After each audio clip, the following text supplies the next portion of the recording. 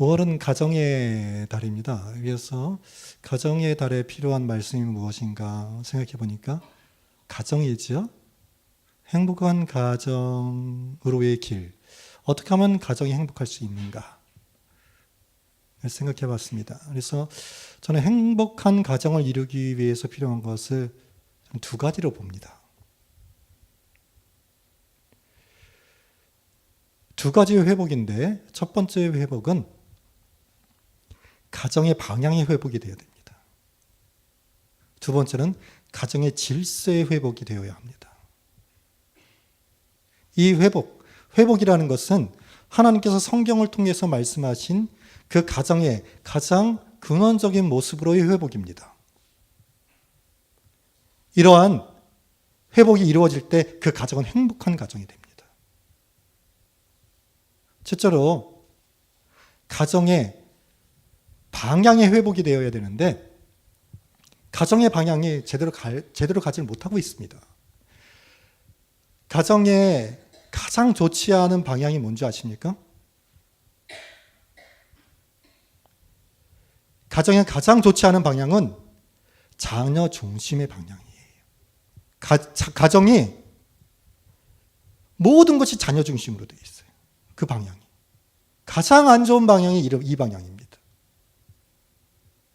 오직 자녀를 위한 그런 가정이 되어버렸다는 거예요. 그래서 가정이 행복하지 못합니다. 내 자녀가 행복하기를 바라는 마음이 있기 때문에 모든 가정의 방향이 자녀를 위해서 맞춰져 있는데 그럴 때에 문제가 된다는 거예요. 가장 안 좋은 가정의 방향은 자녀 중심의 방향이고 그보다 좀 나은 게 뭔지 아십니까? 부부 중심의 방향이에요. 가정은요, 부부 중심이 돼야 됩니다. 절대 자녀 중심이 되면 이게 문제가 되는 거예요. 우선이 자녀 우선이 되는 게 아니에요. 부부가 우선이 돼야 되는 거예요. 부부 중심이 돼야 되는 거예요. 그런데 저와 여러분의 가정의 방향은 하나님 중심의 방향이 돼야 됩니다. 그래야 행복한 가정이 되는 거예요. 그래서 가족들이 다 모여야 되는 거예요. 우리의 가정의 방향은 오직 하나님의 기쁨이 되는 가정이다. 하나님의 영광을 위한 가정이 되어야 한다. 하나님 중심의 가정이다. 이 회복이 될 때 그 가정이 행복해지는 거예요. 가정에 문제가 왜 있느냐? 그 방향이 자녀 중심이기 때문이에요.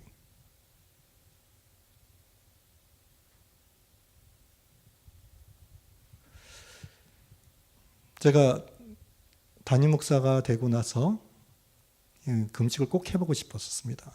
최소 21일을 하려고 했는데 여러 가지 굉장히 여러분들 보시기에 어쩐지 모르지만 저게 굉장히 바빴어요. 한 달이 한 1년 같았어요.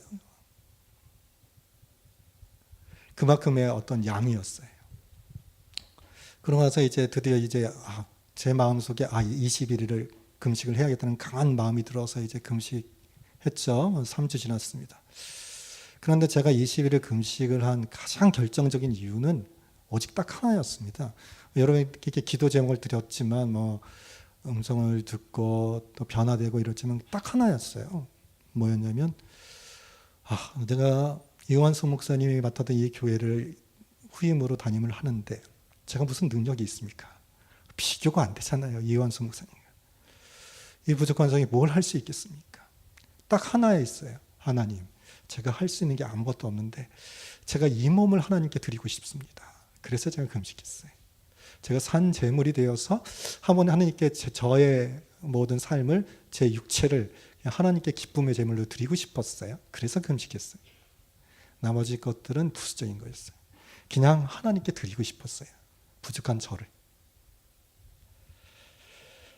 그런데 그것이 저의 참 기쁨이었고 인간의 가장 큰 기쁨은 하나님 중심의 삶을 살 때에 가장 큰 기쁨이 있는 것입니다. 그래서 가정의 기쁨도 가정이 하나님 중심의 삶을 살아갈 때에 가장 행복한 가정이 되는 거예요. 로마서 12장 1절 2절입니다. 그러므로 형제들아 내가 하나님의 모든 자비하심으로 너희를 권하노니 너희 몸을 하나님이 기뻐하시는, 너희 몸을 하나님이 기뻐하시는 거룩한 산제물로 드리라. 이는 너희가 드릴 영적 예배다 했습니다. 그래서 내 삶을 온전히 하나님께 드려지는 삶이 하나님께서 기뻐하시고 그것이 인간의 가장 큰 기쁨이 됩니다. 그래서 가정의 중심은, 가정의 방향은 하나님 중심이 되는 거예요. 그래서 가정의 모든 결정은 이것이 하나님께서 기뻐하시는 거냐, 하나님이 우선이 돼야 돼요. 절대 자녀가 우선이 돼서는 안 되는 거예요. 그러니까 문제가 되는 거예요, 문제가.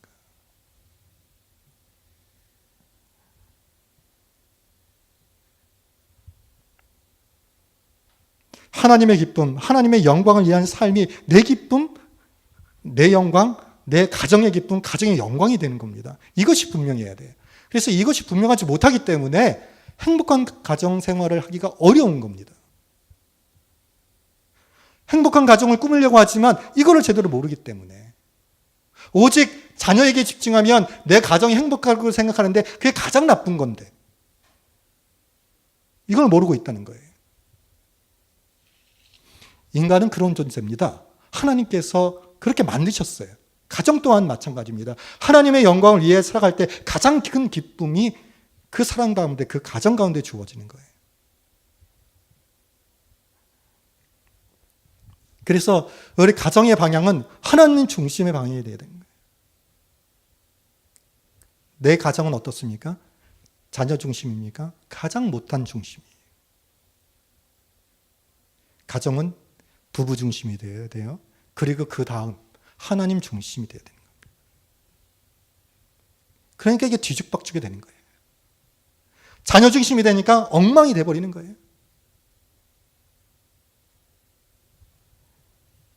그래서 가정의 방향의 회복이 되어야 됩니다.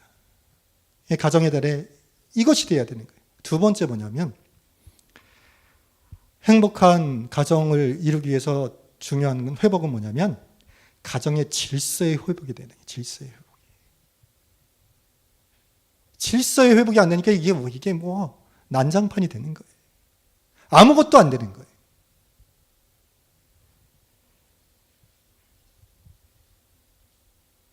이 시대에 악한 영이 강력하게 역사하는 곳이 두 곳이 있는데 뭐냐면 교회와 가정입니다.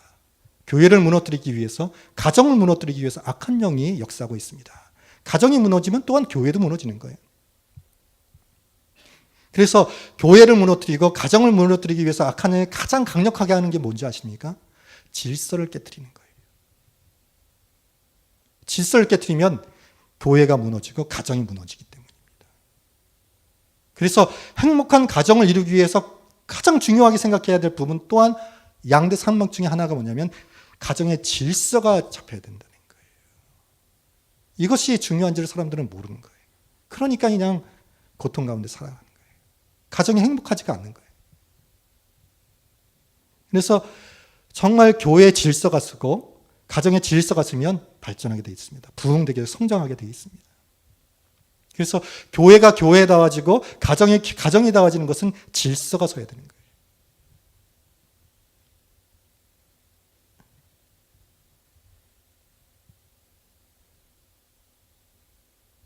그런데 사람들은 이것들을 모르죠. 왜냐하면 부모도 모르니까 자녀에게 교육도 못 시키는 거예요. 그러니까 그 가정은 계속 문제 가운데 빠져드는 거예요. 제가 이런 말을 들었는데 굉장히 이게 잘못된 겁니다. 영적으로 보면 어떤 좀 나이 드신 여성분인데 결혼 안 한 분이에요. TV에서 이렇게 얘기한 걸 제가 봤어요. 저는 결혼은 하기 싫은데 아이는 갖고 싶어요. 이게 굉장히 위험한 말입니다. 굉장히 이기적인 얘기예요. 왜냐? 나는 지금 그 아이 1살, 2살, 3살 얼마나 귀여워요? 얼마나 예뻐요? 그 아이를 통한 기쁨은 얻는데 그럼 그 아이 생각은 해야 되는 거 아니에요? 아이를 어떤 삶으로 키우고 이 시대에 하나님께서 어떻게 원하는 그런 모습으로 만드는지를 생각해야 되는 거 아니겠어요? 어떻게 교육시켜야 되는지.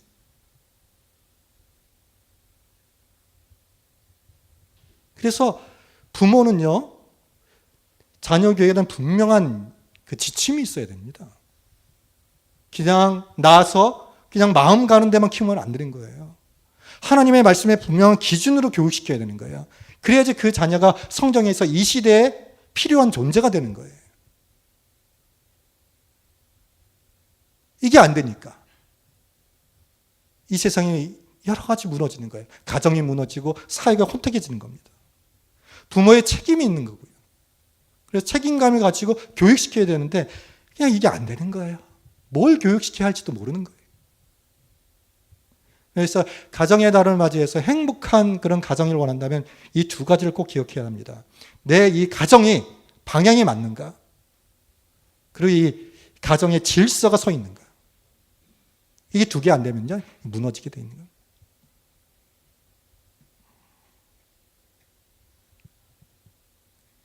그래서 나는 부모로서, 권위자로서 진짜 자녀와 어떤 영적인 질서가 분명히 서 있는가? 가장 안 좋은 게 부모가 자녀 눈치 보는 거예요. 부모가 자녀를 무서워하는 거예요. 두려워하는 거예요. 이게 질서가 완전 무너진 거예요. 자녀 눈치 볼 때 이미 질서는 깨진 거예요. 그러면 이 문제는 엄청나게 되어 있습니다. 권위자로서 아이에게 필요한 것들을 가르쳐야 되는 거예요. 그리고 자녀는 부모의 말에 순종해야 되는 거예요. 이 질서가 딱 서야 되는 거예요. 그럴 때 그 가정이 건강한 가정이고 행복한 가정이 되는 겁니다. 그래서 저는 이렇게 생각해요. 고3이 무슨 대수입니까? 고3이 뭐 왕입니까? 왜 고3은 마음대로 해도 됩니까? 짜증내도 됩니까? 눈치 봐야 됩니까? 이게 문제인 거예요. 배려해야죠. 고3이니까. 할 수 있는 거예요. 배려해 줘야 되죠. 근데 분명한 기준이 있어야 되는 거예요. 짜증낸다? 뭐 고3이니까 봐줄 수 있습니까? 절대 아닌 거예요. 고3이라고 화 짜증 막 내는 사람, 이게 행복할 수 있습니까? 절대 그렇지 않아요. 문제가 있는 거예요. 그래서 부모와 자식은 질서가 있어야 됩니다. 하나님께서 영적인 권위를 부모에게 주었기 때문에 자녀는 부모에게 딱 복종해야 됩니다. 그래서 어떤 면에는 자녀는요, 부모에게 약간 경건하게 두려워해야 돼요. 막대해서는 안 되는 거예요. 이게 안 되면 건강한 가정이 되기가 어렵습니다.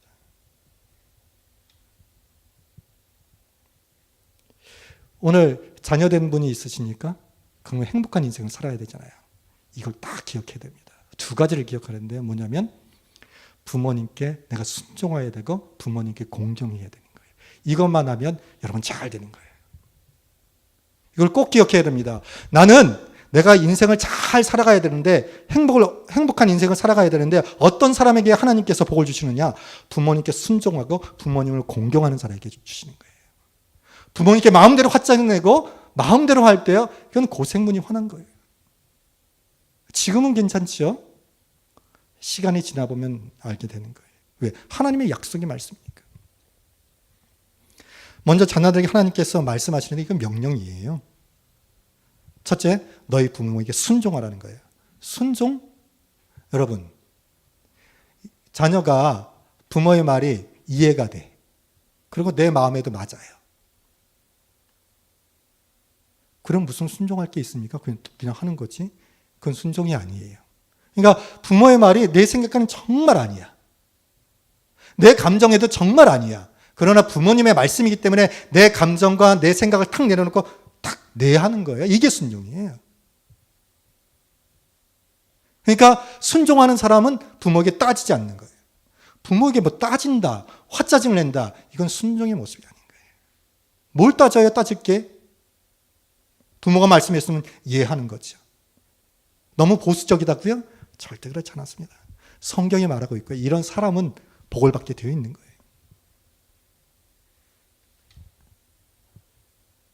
그래서 순전적인 자녀는 내 생각과 내 감정, 내 마음이 부모님께 탁 무릎 꿇어져 있는 거예요.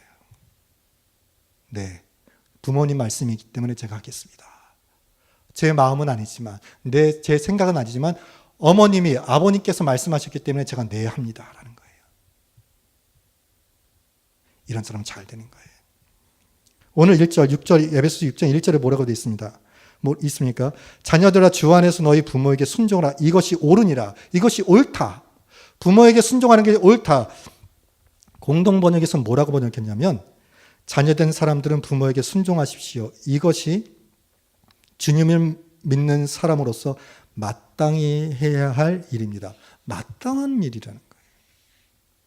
자녀가 부모에게 순종하는 건 마땅하다는 거예요. 마땅한 것도 못하는 사람이 뭘 하겠습니까?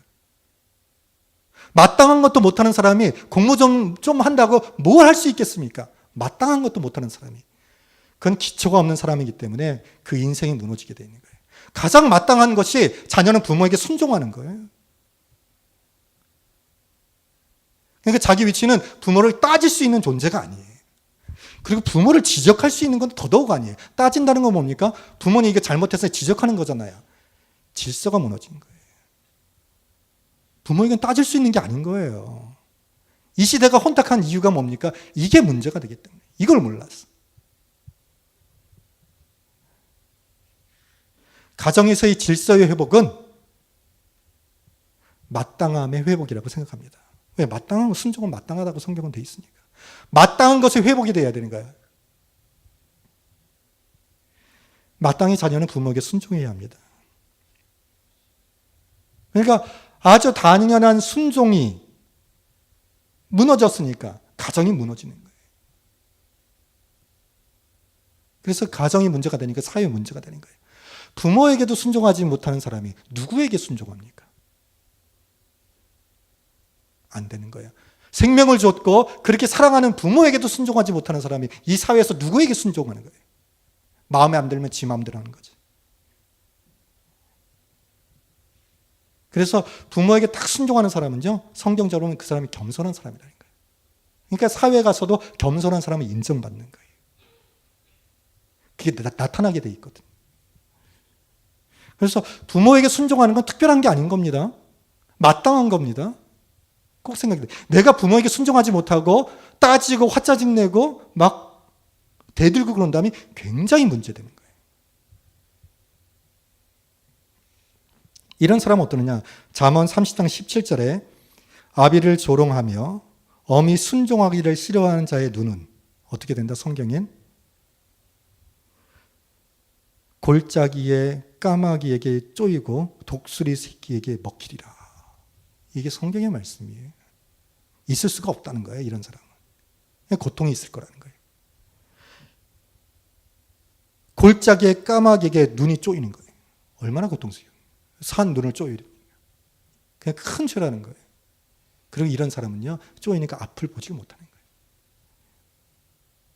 인생에 그런 사람이 뭘 볼 수 있겠습니까? 눈이 쪼여가지고 아무것도 보지 못하는데. 그래서 성경을 제가 쭉 보면요, 부모에게 순종하지 못하는 사람만큼 불행한 삶을 살아가는 사람이 없는 거예요. 그래서 가정의 달에서 정말 행복한 가정이 되기를 원한다면 부모는요, 자식을 순종적인 자녀로 교육시켜야 되고 자녀는 부모에게 순종해야 되는 거예요. 이 질서가 서야 되는 겁니다.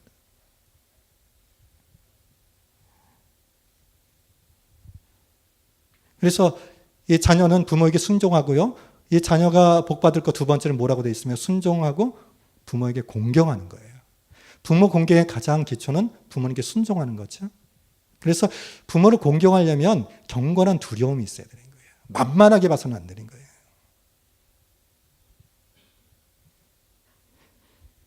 이것은 약속이 있는 첫 계명이라고 힘주어 말합니다.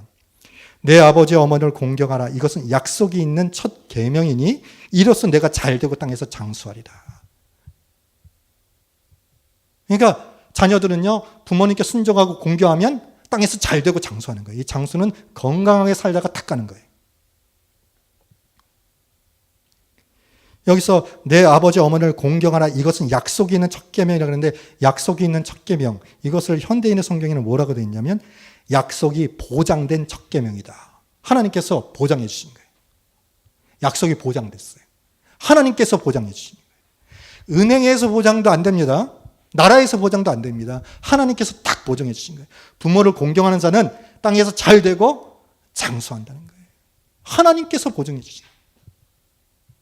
약속된 첫 계명이다. 자녀된 여러분은 이걸 하시길 바랍니다. 그러면 그 인생이 행복한 거예요. 그래서 효자는요, 이 세상에서 잘 되는 거예요.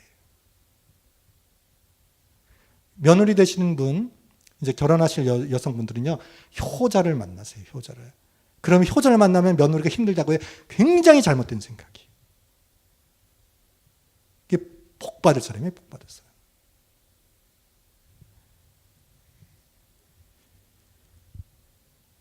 그래서 부모 경경은 가장 큰 게 부모님께 순종하는 거고요. 그래서 부모 경경에서 큰 게 뭐냐면, 제가 부모 입장에서 보니까 뭐가 기쁘냐? 자녀들이 잘 되는 거예요. 부부끼리 싸우지 않고 잘 사는 거예요. 그리고 큰 게 뭔지 아십니까? 형제들끼리 싸우지 않고 우애하는 거예요. 형제들끼리 싸워봐요. 이게 부모 공경입니까? 부부끼리 싸워봐요. 그래서 정말 제대로 된 그 자식은요, 부모에게 힘든 얘기하면 안 되는 거예요. 좋은 얘기, 잘 되고 있다는 얘기하는 거지. 힘든 얘기해봤자 뭐합니까? 딸들은 이제 절대 친정어머니에게 힘든 얘기 절대 하면 안 되는 거예요. 이거는 뭘 모르는 자녀예요. 행복하다, 잘 산다 얘기를 해야죠. 그리고 힘든 거는 기도하면 하나님께서 해결해 주실 것이고. 그래서 정말 효도는요, 형제 가운데 우애에 있는 건데요. 그럼 형제 가운데 우애에 있으려면 어떻게 됩니까? 한 사람이 죽으면 되는 거 아니겠어요? 한 사람이 양보하고, 한 사람이 품어주고, 그러면 형제 우애에 있는 거 아니겠어요? 욕심이 있으니까, 둘 다 욕심이 있으니까 싸우는 거죠. 그래서 이 시간도 형제 가운데 다툼이 있으면 내가 양보해주고, 내가 넓게 품어주면 부모에게 효도하는 거 아니겠습니까? 부모 효도 좀 용돈 더 드린다고요? 형제 우애에 있는 거, 그게 효도 아닙니까?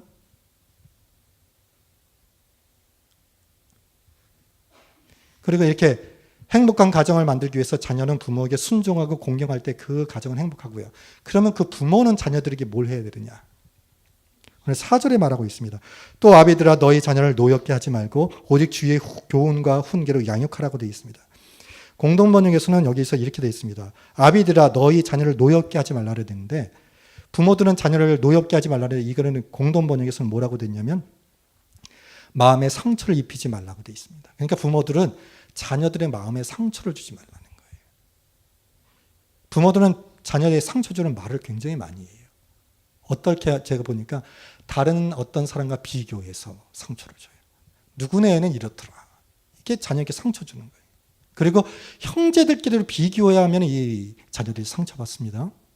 네 형은, 네 누나는 이런데 넌 뭐냐? 이 상처받는 거예요. 그러니까 부모들은 기준이, 자녀를 키우는 기준이 어떤 다른 사람과 어떤 그 다른 형제가 아니라 하나님 말씀의 기준이에요. 하나님 말씀에 너 이렇다라고 해야 되는 거예요. 쟤는 이런데 너 이러니 이러면 안 되는 거예요. 기준이 하나님 말씀이에요. 하나님 말씀이 이렇다. 넌 이러니까 이렇게 하면 상처를 받지 않습니다. 교육시키는 기준이 다른 사람이 돼서는 안 되는 거예요. 하나님 말씀. 그래서 뭐라고 되어 있습니까? 오직 주의 교훈과 훈계로 양육하라는 거예요. 양육할 때에 비교하지 말고 하나님의 말씀의 기준에 따라서 양육하라는 거예요. 그러면 상처받지 않습니다. 절대 받지 않습니다. 그런데 비교하니까 이 자녀가 상처를 내는 거예요. 그리고 부모 입장에서는요, 이렇게 자식이 여러 대 있으면 그 중에 또 이렇게 마음 가는 사람이 있잖아요. 그러니까 편애가 다른 아이에게는 상처를 주는 거예요.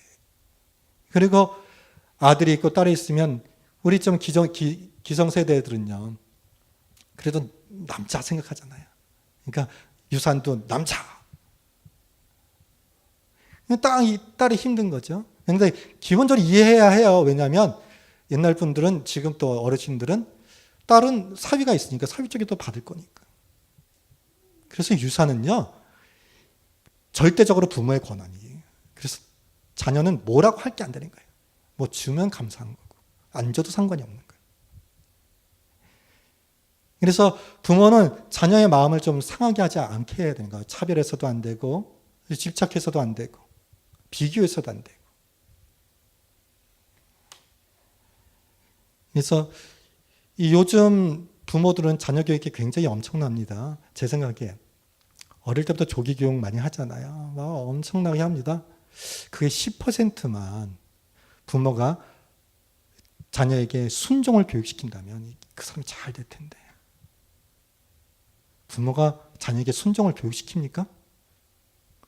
하나님의 말씀의 기준을 양육시킵니까? 그저 공부 잘하면 얘가 잘할 거라고요? 절대 이게 문제가 되는 거예요.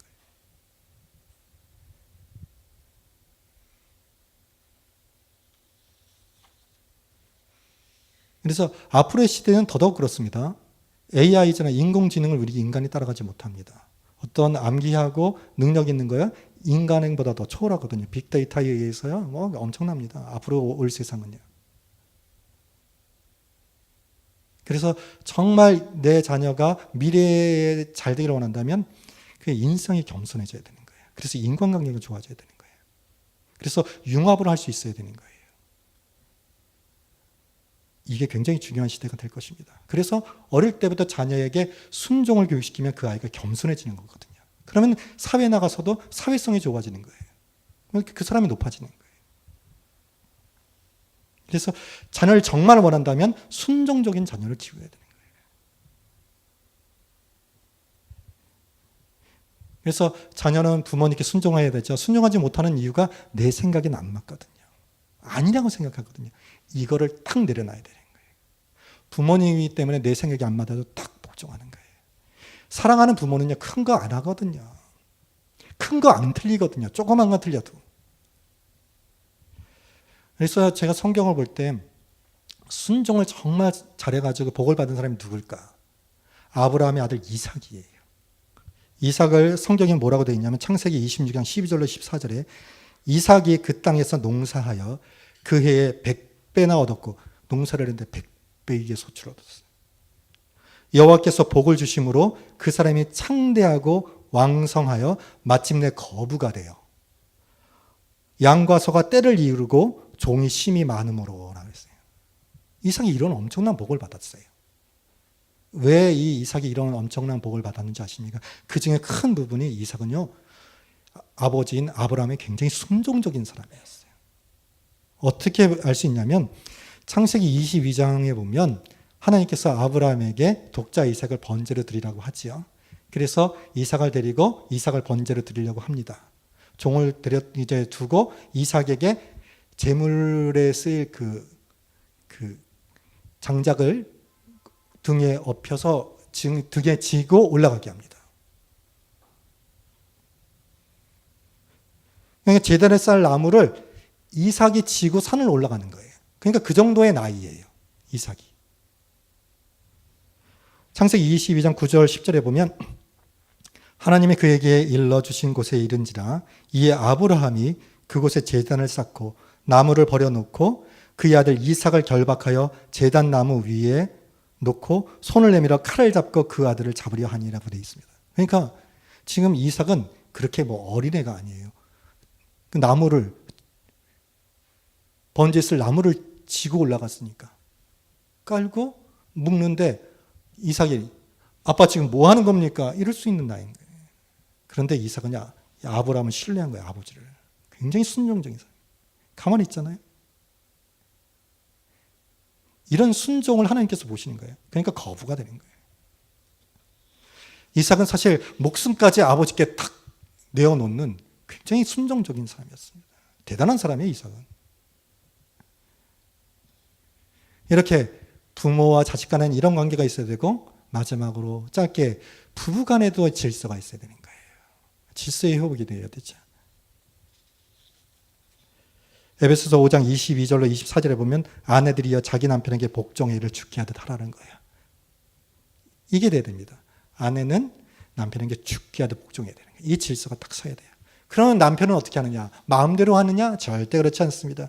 남편들은 아내 사랑을 하기를 그리스도께서 교회를 사랑하시고 그 교회를 위하여 자신을 주신같이 하라는 거예요. 그러니까 남편은 아내 사랑을 목숨 바쳐 사랑하라는 거예요.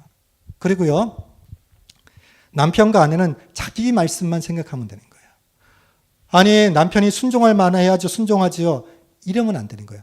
나는 하나님의 말씀이기 때문에 순종하는 거예요. 그러면 그 남편을 순종할 수 있는 그런 역량의 사람을 하나님께서 딱 만들어주시는 거예요.